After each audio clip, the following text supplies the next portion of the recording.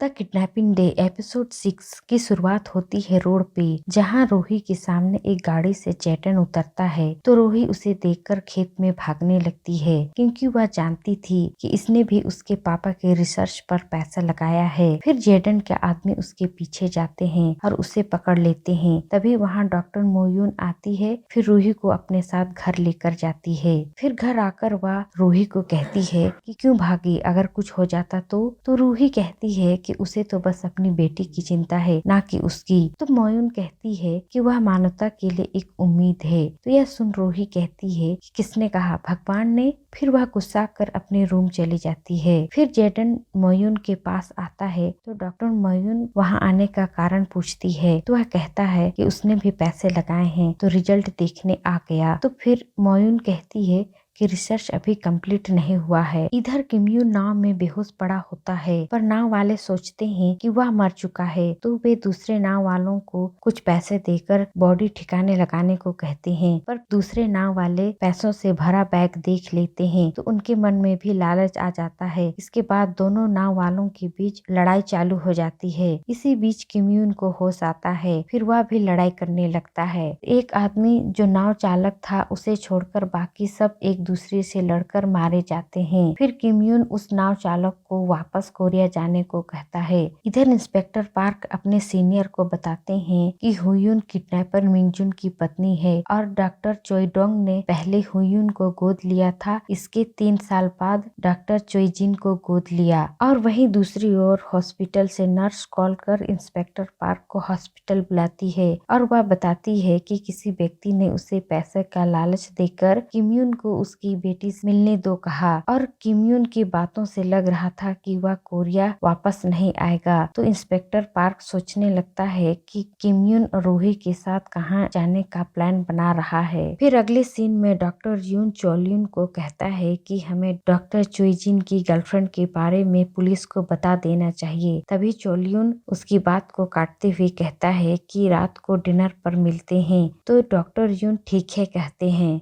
वहीं दूसरी ओर रूही जेडन से किम्यून के बारे में पूछती है तो वह बताता है कि उसे चाइना भेज दिया गया है। तो रूही कहती है कि यदि वे किम्यून को वापस नहीं लाए तो वह लोगों के सामने उसके सहायता के बिना कभी साबित नहीं कर सकता कि वह जीनियस है। तभी जिन जेडन को बताता है कि किम्यून कोरिया वापस आ गया है। और वहीं दूसरी ओर इंस्पेक्टर पार्क को लगता है कि किम्यून और रूही किसी छोटे नाव के सहारे ही दूसरे देश भागने की फिराक में होंगे। तो यही सोचकर वह नाव पर निगरानी रखने वाले पुलिस के पास जाकर सभी नाव के बारे में पता करता है। भी इंस्पेक्टर पार्क किम्यून को देख लेता है तो किम्यून पुलिस को देखकर भागने लगता है। फिर उसे पकड़ लिया जाता है और यह सब जीन दूर से देख रहा होता है। फिर इंस्पेक्टर पार्क किम्यून से रूही के बारे में पूछता है तो किम्यून बताता है कि रूही की याददाश्त आती जाती रहती है। पहले उसे लगता था कि पुलिस उसके पेरेंट्स के मर्डर में शामिल है, इसलिए हम लोग पुलिस से भाग रहे थे। फिर बाद में उसे याद आया कि मर्डर वाली रात को उसके घर के बाहर पुलिस की नहीं किसी सिक्योरिटी कंपनी की गाड़ी खड़ी थी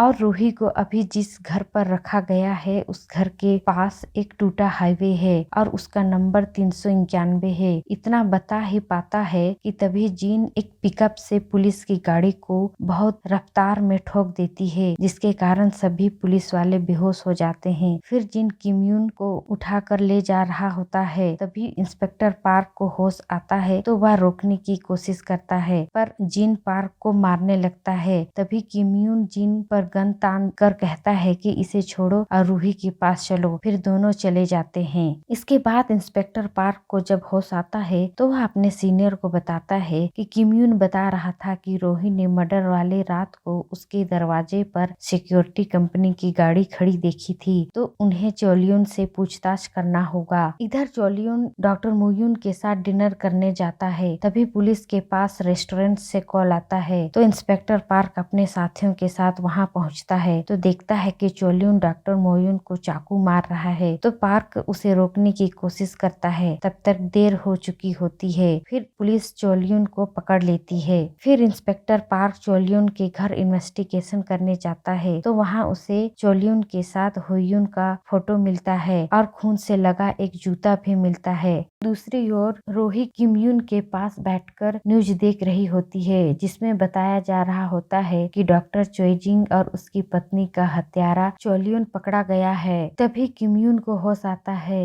तो रूही उससे पूछती है कि क्या तुम पुलिस से मिले थे? तो किम यून पूछता है कि उसे कैसे पता चला? तो रूही बताती है कि न्यूज में बताया जा रहा है कि उसके पेरेंट्स का हत्यारा पकड़ा गया। फिर आगे डॉक्टर मोयून जेडन को बताती है कि वायरस का एक ही बोतल बचा है और यदि वायरस चार्ट नहीं मिलेगा तो दोबारा दवाई को रिप्रोड्यूस नहीं कर सकते, और वह वायरस चार्ट रोही के घर पर है। फिर डॉक्टर मोयून के पास मैसेज आता है, तो जब वह अपने फोन को अनलॉक करती है तो रोही उसके पैटर्न को याद कर लेती है। फिर आगे रोही चोलियन के बारे में जानने के लिए नेट में सर्च करती है। तब उसे पता चलता है कि जेडन ने तो नेट काट दिया है। वह परेशान होकर किम यून को बताती है कि जेडन ने नेट काट दिया है, तो क्या वह चोलियन को जानता है? तो किम यून कहता है कि वह नहीं जानता। तो फिर आगे पूछती है कि क्या उसकी पत्नी हुयून चोलियन को जानती है, क्योंकि जिस दिन उसके पेरेंट्स का मर्डर हुआ उसी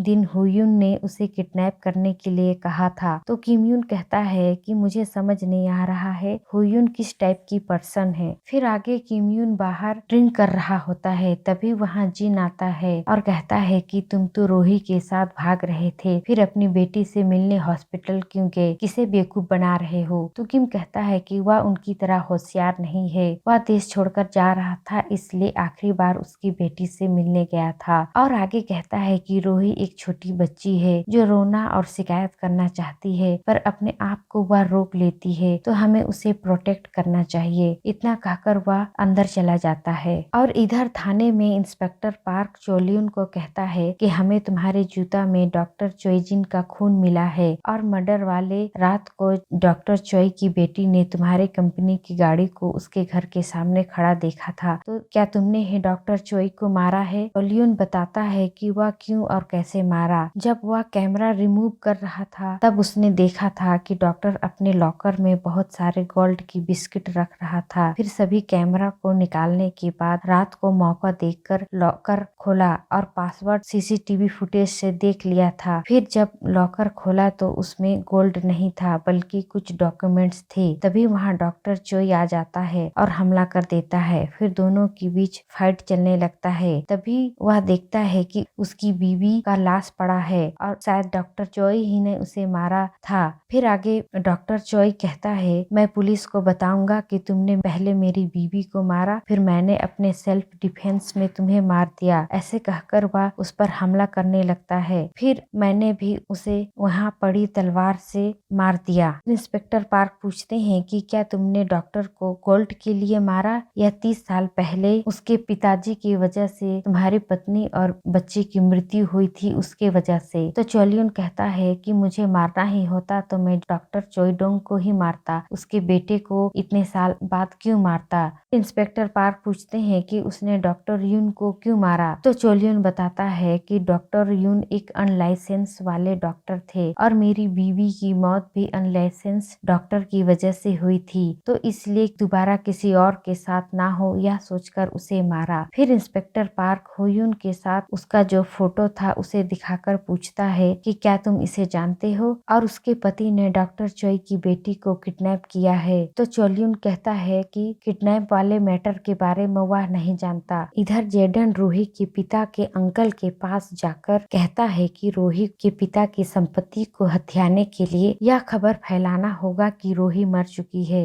फिर उस नाव चालक को पैसा देकर पुलिस के सामने भेजा जाता है, तो वह नाव चालक पुलिस को बताता है कि किम यून और रोही दोनों मर चुके हैं और उनकी बॉडी को समुद्र में फेंक दिया गया है। तो यह खबर इंस्पेक्टर पार्क को भी पता चलता है और वहीं यह खबर किम यून और रोही इस न्यूज को देख रहे होते हैं। तो रोही समझ जाती है कि जेडन उसके पापा की संपत्ति को हथियाने के लिए उसके रिश्तेदार से मिलकर यह खबर फैलाया है। फिर वह किम यून को कहती है डॉक्टर मोयून से कुछ खाने के लिए मांगो, तो किम मांगने जाता है। फिर जब वह लेने जाती है तो रोही जो पहले से उसके फोन का पासवर्ड याद करी थी, तो वह जल्दी से उसके फोन को अनलॉक कर उसके एक रिश्तेदार का नंबर ले लेती है। फिर किम यून को कहती है कि उसके रिश्तेदार को कॉल करो, तो किम यून कॉल कर कहता है कि मैं किडनैपर किम्यून बोल रहा हूँ और अगर रूही को वापस चाहते हो तो 30 बिलियन इंतजाम करो। और यह एपिसोड यहीं एंड हो जाता है। तो फ्रेंड्स, आगे की कहानी जानने के लिए सब्सक्राइब करना ना भूलें। धन्यवाद।